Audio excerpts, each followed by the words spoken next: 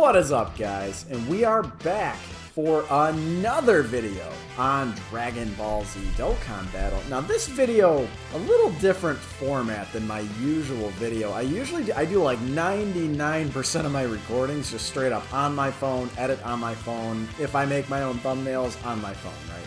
But this time around, I do like to do these videos on occasion when, hey, guess what, Dokkan's dead, right? So it's not really dead, but it's definitely on the dry side in terms of content. We've got that one Frieza event, and yeah.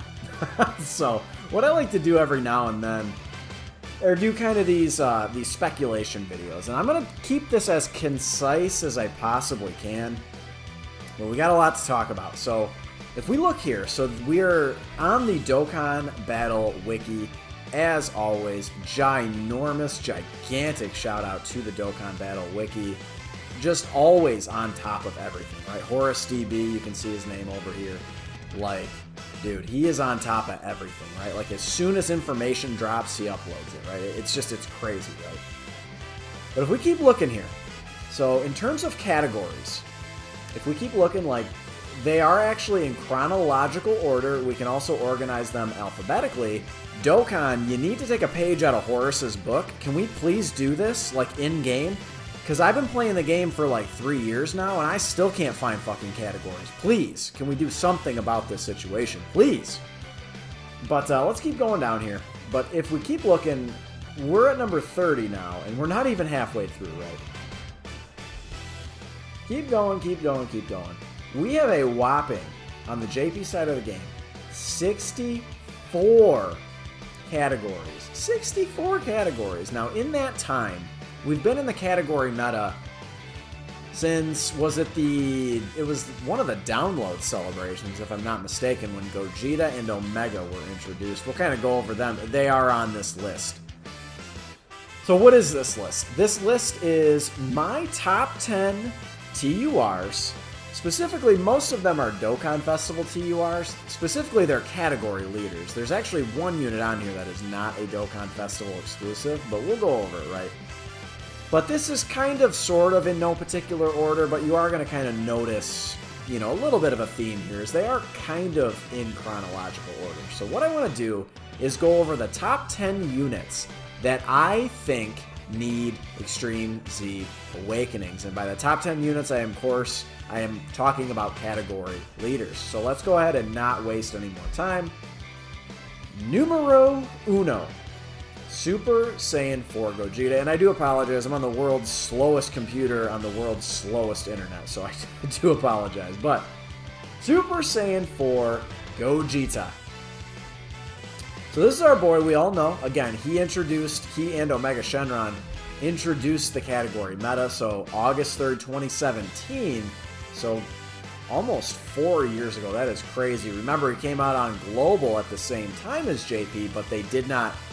We were still right in the middle of the mono meta, with the mono leaders being introduced. So, yeah, that was the to-be-released debacle, where you could only run them on a mono tech team, right? Or mono tech and then mono fizz, respectively, right? With the next unit we're talking about. But if we look at this guy, what could they possibly do to make him better? I have decided, I've gone back and forth, back and forth, back and forth. Like, are they going to actually EZA these category leaders? Or are they just going to make you summon for new ones? And I think that probably, again, you could never tell for sure 1000%, but probably they will go ahead and just Extreme Z Awaken everyone, because within the next 12 months or so, we should be through with all of the mono-type leaders, and after that, maybe you do a few random units here and there, like maybe you throw in, like, Fizz Kefla, you know, shit like that. Maybe you throw them in there, but at a certain point, you're going to have to start EZAing the category leaders, because a lot of these units are straight up unrunnable. A lot of them are. Some of them toward the end of the list. This is a top 10 list. Some of them toward the end are still usable, but some of these are just, you can't even really use them in today's meta. But let's go over them really quick. So what I think is going to be key with these units is, so this guy has already been hard replaced, right, by INT Gogeta, possibly the best TUR, you know, non-EZA in the game. He's already been hard replaced, so you're going to have to make him distinct from the other unit. Now, I don't think it's very likely. They could potentially do like a super attack revamp, but I don't think they're going to do anything like, you know, an active skill or something like that. They have not done that yet with an EZA that I can think of. So I don't think they're going to do anything like that. So what you have to do is make this guy distinct from the other one. What is going to make this guy usable over INT Gogeta? And I think what you could do is you just kind of mess with his super attack a little bit, mess with his leader skill a little bit, and you mess with his super attack effect just a little bit, right? And you just make him usable. Greatly. Let's start with the leader skill. With some of these category leaders, what I think they should do is I like the 150 spread as long as it's 150 all the way around. Now, if you're talking 130 attack, you know, that's rough, right? You should buff that up. But I am okay with 150.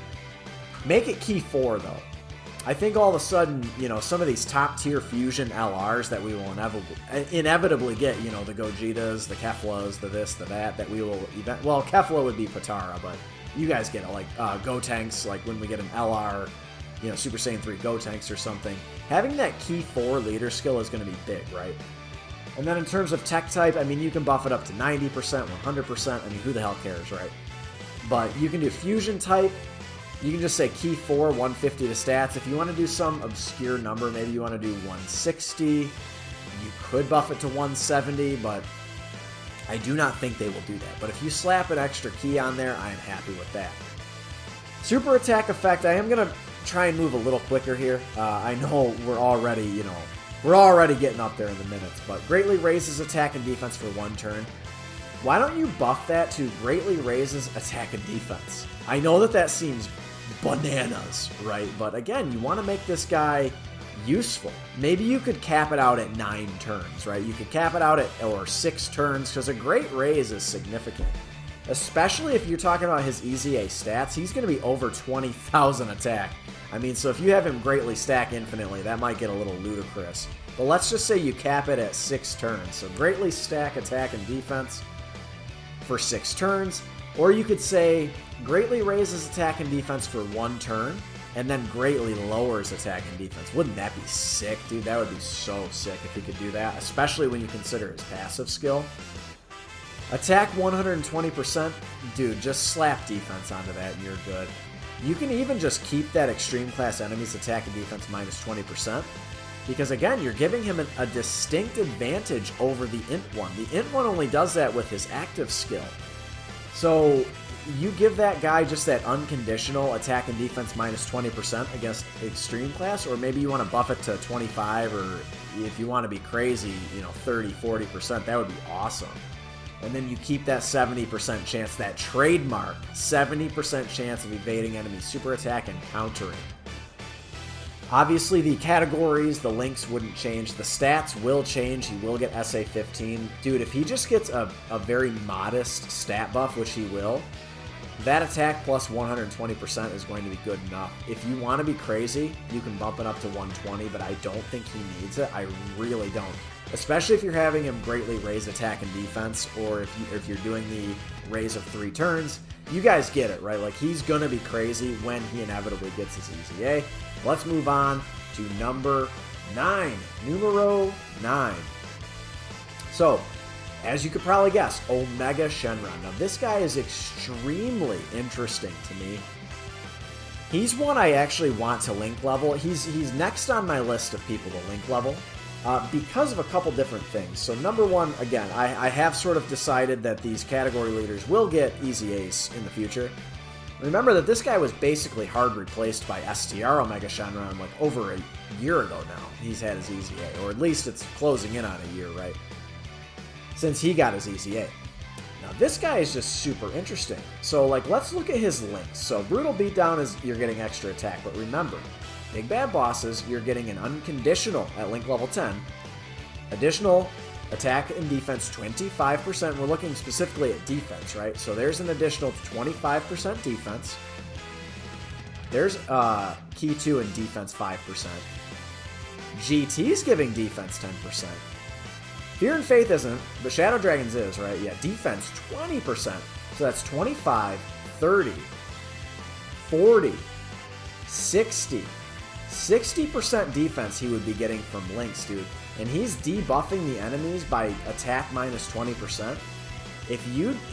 All you have to do is give him a little bit of defense on his passive. Why don't you could just match it. You could just say attack and defense 120%. And dude, and he keeps that debuff effect that he has, and he keeps this additional attack, which has a chance to become a super attack. Maybe buff that up to a medium chance. Like, dude, this guy's like a top TUR. And again, that stat increase. So if he's getting 60% defense plus 120% defense, plus he is debuffing the enemy, attack and defense minus 20%, probably what they would do on his super attack, I don't think they would do anything drastic. They'd probably just make him massively lower. But if you wanted to make him greatly lower attack and defense, I mean, he could just be like a debuff machine, right? Like he would easily be better than S tier Omega Shenron. I hate to break it to you, but he would be. He would be crazy, again, with those high stats. He's going to be pushing 20k attack. He'll probably be around the 18.5, 19,000. There actually is a set formula that you can input their stats into. Shout out to the homie Maximus. He's got a whole spreadsheet devoted to it. It's pretty cool. But again, same thing with the leader skill. Not really much they're probably going to do on the super attack. Let's continue. He comes in at number 9. Number 8. Again, you can probably just start to realize what we're doing here, right? So like we're going right down the line here with STR Ultimate Gohan. This guy, unfortunately, has not been super relevant for quite a while. He got a little bit of a resurgence when AGL LR Goku came onto the scene. He was shelling out like 3 million attack stats, and we were like, hold up, you know, because he finally got on a 170% attack leader skill.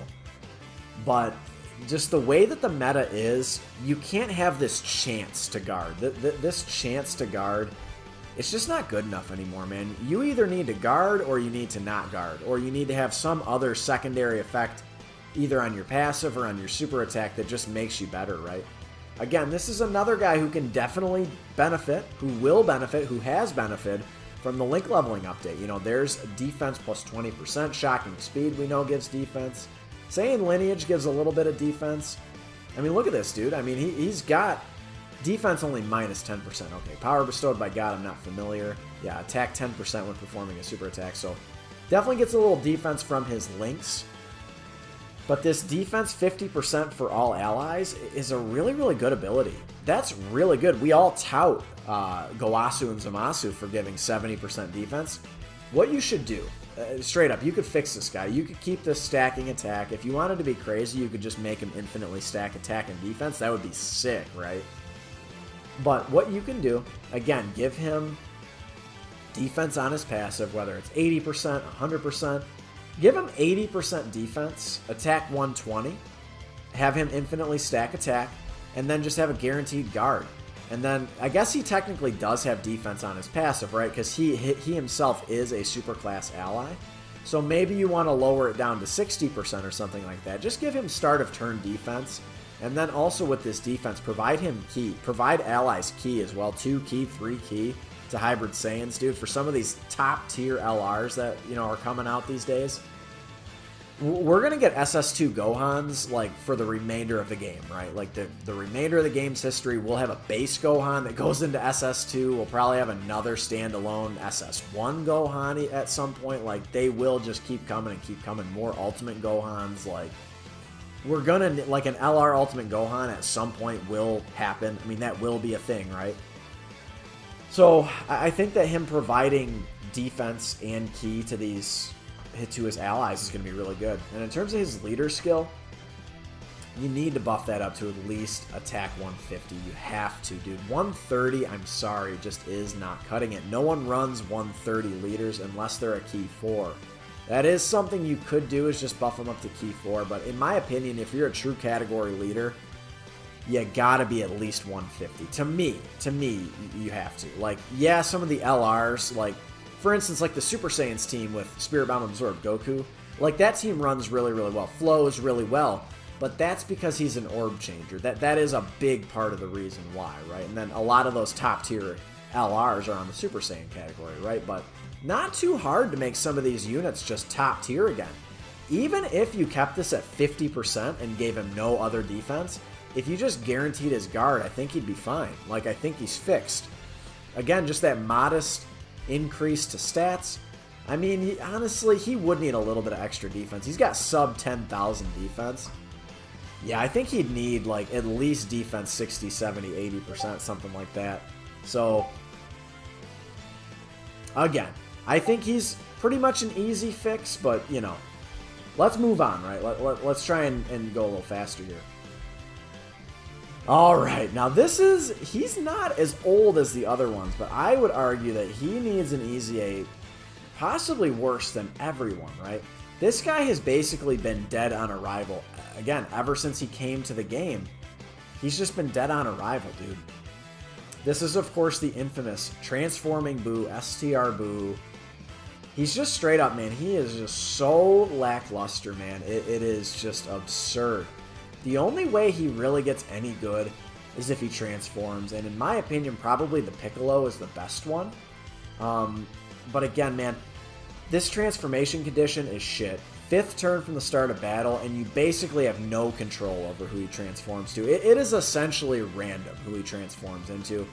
It is almost impossible to manipulate HP like that. It's just, it's really not. Unless you heal right before the turn ends or something like that, it's just like it's impossible. Or unless you Ghost Usher and you've got less than 49% HP. Again, guys, I don't think that it really takes a rocket scientist to figure out, you know, he's officially, on the global side, he's officially 2 years old, and he's needed an EZA damn near since he came out. 80% attack and defense, dude, is just not good enough. It's not good enough. Now, yes, we all know the Majin unit's got monster buffs, especially this Majin Link in particular. The fact that he is able to get Ki now is really, really big for him. And of course, all of these other little attack, you know, these little attack and defense buffs here and there are significant, obviously. Like, we know this, right? He needs a little bit more than attack and defense 80%. And please, reduce this to, like, 4 turns, dude. 3 turns, and like, again, maybe you do the unheard of and you make it an active skill, or make it easier for us to manipulate. Somehow, and make it easier for us to manipulate his transformations, because base form, he's not good enough, and you can't really choose who you get, and that's an issue. His super attack effect is honestly cool, but if you wanted to make it greatly lower, that's fine. Again, he's 150%, so you could go ahead and just slap an extra Ki on there, and that would make your boy very, very happy. But it doesn't take much. Again, stat boost and SA 15, and these guys are going to be hitting very, very hard. He just needs a little bit more D. He just needs a little something more. Even at Link level 10, he just needs a little something more. Well, let's keep going. Now he is one of my favorite, I don't know what it is about him. He's just one of my favorite TURs in the game. So this is SS3 Bardock, and I don't really know what I think he's just like a unique character, like he's just cool, right? Like he's just SS3 Bardock. You know, the Super Saiyan 3 team, unfortunately, you know, I hate to admit it, it's just a dead team. Like, no one in their right mind runs this team. It just doesn't have a lot of options, and even with heroes, yeah, we're going to be able to get, like, SS3 Vegito and shit like that, but do not count on getting that every other celebration. That is still going to be, like, a once-a-year, maximum twice-a-year celebration. Once a year, more than likely, we're going to be getting Dragon Ball Hero shit. So, yeah, again, SS3 Vegito, we will, and Gogeta will get at some point. But, like, really, who else can you add to SS3? I mean, we've already got, like, every mainstay in the game basically has an SS3 form. You know, everyone from Goku and Vegeta, Trunks, Gotenks. Like, there's a lot of, like, the category is pretty well, I mean, it's not completely fleshed out, but it's pretty well fleshed out. So we're going to need some hard hitters, like some big-time players down the road. So, like, the standalone LR SS3 Gotenks and shit like that, right? Like, that's the kind of shit we're going to need. So, again, this guy, it's pretty simple. Again, you gotta, honestly, attack and defense 170 is good enough, and then you can just buff this int type to some modest amount. If you want to make it Ki 4, that's cool. I'm cool with that. Again, we'll need that down the line with some more top tier LRs that come out. this medium chance to seal, gotta go. It has to go. That needs to be a guaranteed seal. A unit with a chance to seal is just not good enough. Medium chance, remember, has been changed. It's a 30% chance to seal. In a lot of situations, 70% of the time, he has no secondary effect on his super attack. That has to change. And I would also argue, make him greatly raise attack and defense on super attack. You make him greatly raise attack and defense on super. Keep this the same, attack and defense 100% when performing a super attack. So he's still going to be like a second slot type of unit. So like, not every unit needs to tank slot 1, right? You can keep that the same. Remember that he will benefit a lot from support type units. And then all superclass allies attack plus 40% when HP is 70% or below. You can go ahead and keep that. If you want to help us out and maybe make it just guaranteed, that'd be sick. I don't see them doing that, but if you want to maybe bump it up to 80% or something like that would be really, really good. Obviously, his categories and links are not going to change. Another unit, like basically you can make the case like every unit in the game has benefited a lot from the link leveling update. At least most of them have. Unfortunately, he's not getting a ton of defense. It looks like First Awaken he's getting 10% defense. But he's not getting a ton of defense from links, so he's going to need a little bit moving forward. He's got an awful lot of attack from links, so, you know, full link level 10, I bet this guy is hitting pretty damn hard. But again, that stat boost, he's going to be up around 19k-ish in terms of his attack stat. He's got basically 11,000 defense. He's going to be really stout if and when he gets his EZA. I'm very excited for him. He's just a cool character, right? Anyway, moving on. Okay, another guy. Other than his leader skill, kind of dead on arrival, right? This is INT Goku Black, the notorious INT Goku Black. You know, INT Rose, and not the LR one, right? Now, what's cool about this guy is he makes almost a perfect linking partner for the LR Rose. Big time problem with this guy. So number one, let's start with his lead. He's got a lot wrong with him. Unfortunately, he just does. Time Travelers, obviously his leader skill is supreme, right? Like, we all know how busted a Time Travelers team is. Also, keep in mind, I am aware, I do know, that a lot of these categories that these units need EZAs, I get it. Like, they've already been replaced as leaders. So you don't necessarily have to do a lot with their leader skills. Like, he was obviously, like, the Time Traveler, you know, is led by STR Bojack now. Like, Hybrid Saiyans, we've had, like, 3 leaders since then, right? You know, INT Gohan, we've had, I guess, let's see, INT Gohan, Tech Gohan, and then if you want to count God Goku, right? He leads Hybrid Saiyans. But, like, I get it. So, again, this is just to make them relevant in today's meta, right? So, like, the leader skill, you can do something with it or you don't have to, right? But anyway, his super attack, I love his super attack effect. It's perfect. You don't have to do anything else with it. Greatly raising defense is really good. If you want to make him just like a defensive wall, just like a defensive god, great. If you want to make him greatly raise attack and defense, that's better. But, you know, the rest of his passive, I guess we should start with his untransformed version. So, when you've got units that have transformations, I guess it is probably important. I just didn't want to go through STR Boo. There's just too much to go over. We all know how bad he sucks, right? Attack 40% is not good enough. It's like he's the tank that can't tank. In the same way that, like, Fizz Future Gohan. Fizz Future Gohan in a long event is fine. But, like, again, he's kind of the tank that can't tank, right? Same thing with this guy. So, and he's also a tank that can't hit for shit. Attack 40% at start of turn is his only passive. That's it. That is it. And he greatly raises defense, so he's got no start of turn defensive buff.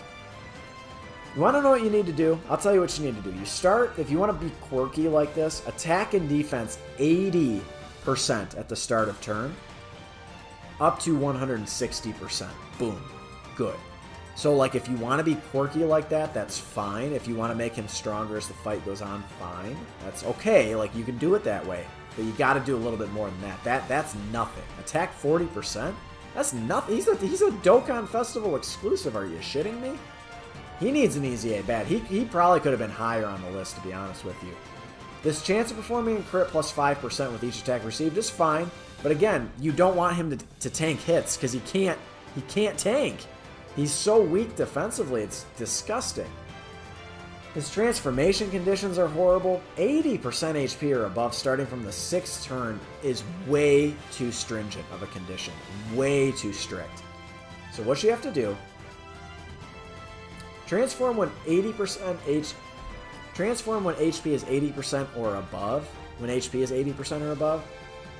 That's bad. Like, that's not great. 80% or above is tough to achieve. Not to mention starting from the 6th turn. If you want to keep it 80% or above, it's got to be like turn 3 or something like that. Like, something's got to give either here, the HP restriction, or the turn restriction. Or, in an ideal world, make it both. Or you make it an active skill transformation. His links are very good. Very good for like a Future Saga team. This Cold Judgment link is really good. Fear and all of these links are good. This one's not that great, but Nightmare's really good. PFB, of course, we know at this point is really, really good. Dismal Future, that's pretty good, man. Chance performing a crit plus 5% is good. When you combine that with the rest of his kit, right, especially if you give him full additionals, it's definitely the way to go for this guy. Big Bad Bosses, of course, and then Fierce Battle. And then when he transforms, he doesn't really do much else other than he's just got like a 50% chance to crit, right? And then attack plus 150%. And he is providing ki. That is really, really big. I did forget about that. He's providing ki to all of his cohorts, right? Again, you don't have to do... It's like he needs a lot, but all it takes is just like a little bit of coding. Like, you know what I mean? Like, that's all you have to do is just add these simple things. A little bit more attack and defense start a turn, and he's basically good to go. If you want to mess around, again, greatly raise attack and defense, sure. That's fine. I like the rest of his kit. Like, I like this kit. And once he gets to this version, he's usually got decent defense anyway. But no start of turn defense is his biggest issue. But let's move on. We've got a few left here. I'm going to, go as fast as I can. Now, this guy here, Hirudegarn. Tapion. He is the only one on the list that is not a Dokkan Festival exclusive. He is actually somewhat relevant still. He has damage reduction, just unconditional damage reduction is really good. Like, honestly, he's really good. He's a pretty solid unit, but he's just not quite hitting hard enough. I feel like that's the issue. And his links aren't really conducive to him hitting very hard as well. At the very least, he is a Fierce Battle unit. That is good. But Transform's not really giving him much. Yeah, defense. I mean, he's a defensive unit, mostly. He is a defensive unit, and he's a transforming unit, right? His transformation is fine. I like being below 50%. That's very easy to reach. And obviously, he's untouchable when he's in his giant form. The Hirudegarn transformation. But I love this damage reduction. You can keep this at damage reduction 50%. I like his super attack effect. He just needs just a little something extra, right? Remember, he's only getting attack 150% when he falls below 50% HP. So that is significant to keep in mind. So when he falls, even after he transforms, and then we're still below 50% HP, he's got that attack 150. But other than that, this is his only passive right here, right? This reducing damage by 50%. So he just needs a little bit more firepower. Just give him attack plus 150% just straight up, right? And then when he falls below 50%, give him like 300% or something like that. Like, make him really good and like a 50% chance to crit. Like, make him really, really good, right? Like, why not? He's the only Tapion Hirudegarn in the game, probably. I mean, will we get a Dokkan Festival version of this guy? Maybe. I mean, basically you could make the argument anyone beyond AGL or before AGL Metal Cooler could probably get an EZA or get just straight up a new card, right? Get super attack animation revamps, that kind of thing. So I guess maybe you could say he will get, a new card in the future. I don't know. It's tough to say, right? Like, but it's probably not going to be for a while, I would say. But again, he doesn't need a lot. He's still damn good at almost 3 years old. He's still pretty good.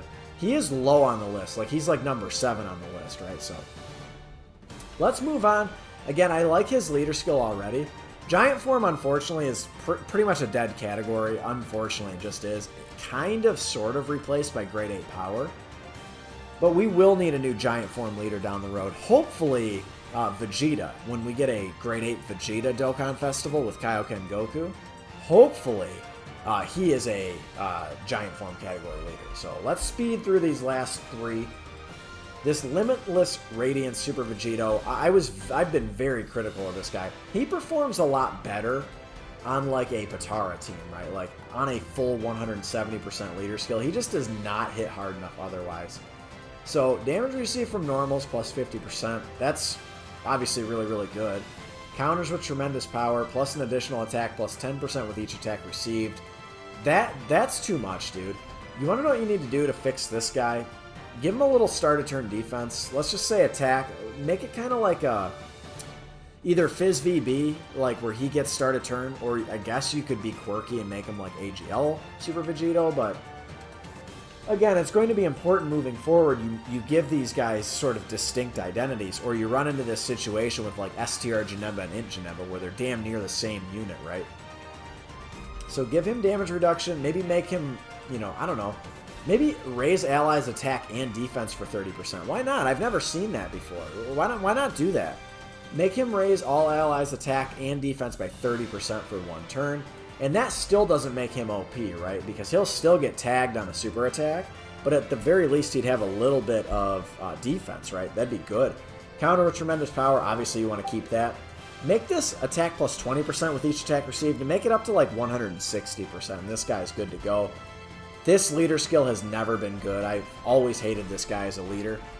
Make it key 4 and make it 150% attack or 170 and we're good to go. Fusion with the Big Geet Star. AGL Metal Cooler. Kind of, sort of. He's still kind of relevant, but again, we're getting toward the end of the list here, right? He at the very least is a big bad bosses unit.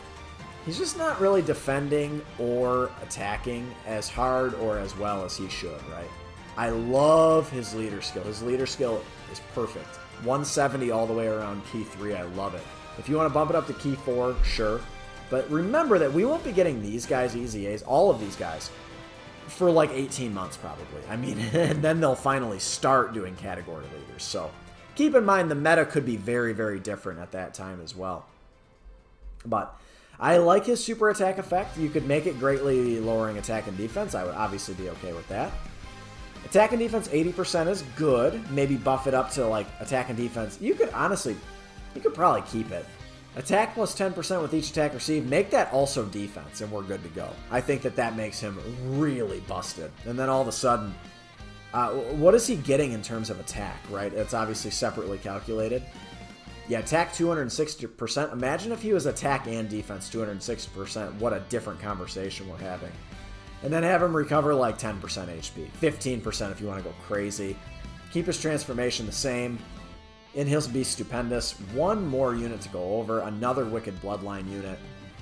This guy here. INT Golden Frieza. Again, we are getting towards sort of a... This is like literally my number 9 and 10, right? So this guy does not need a lot. He's one of these early category leaders that actually has defense. Get rid of this stupid debuff, dude. It makes him damn near unrunnable. That is the biggest flaw of his card, in my opinion. Superclass allies and enemies... Allies and enemies attack by 15%. Like, why, dude? Never one time in the whole Tournament of Power did he actually double cross anyone. Never one time. I do not understand this passive at all. I get it, dude. He's evil. I get it. Like, he was only there just to save the universe so he could get back to nefarious activities, but like, dog. Never one time did he actually double cross anyone on his team. He worked with Goku at the very end to take down Jiren. Like, what? I just don't get it, dude. Whatever. His leader skill is fine. Attack and defense 170. Again, key 4 is fine. Greatly lower. Probably it'll just be massively lowering defense. And then attack 150 is really high. That's really good. If you want to make him... What you could do... What if he greatly raised defense and greatly lowered defense? And you just make this like defense, I don't know, 80% or something like that. And then get rid of this stupid debuff. You know, one thing they have not done or I haven't gone over is like any other secondary effects of the passive, like in terms of stunning and shit like that. I don't know. It's just impossible to speculate. Yeah, they could easily tack on a stun chance to like Ultimate Gohan. I mean, that could make him, that could set him apart from another you know, the Tech Ultimate Gohan or something like that, or LR Ultimate Gohan when he inevitably drops. But, like, guys, I know that this is a long video at this point. If you have stuck around this long, slap a like for your boy. I'm going to go ahead and wrap it up here. No sense in carrying on any longer. Subscribe if you are new. I love you guys. Thank you for your support, and I will catch all of you in the next one. Later.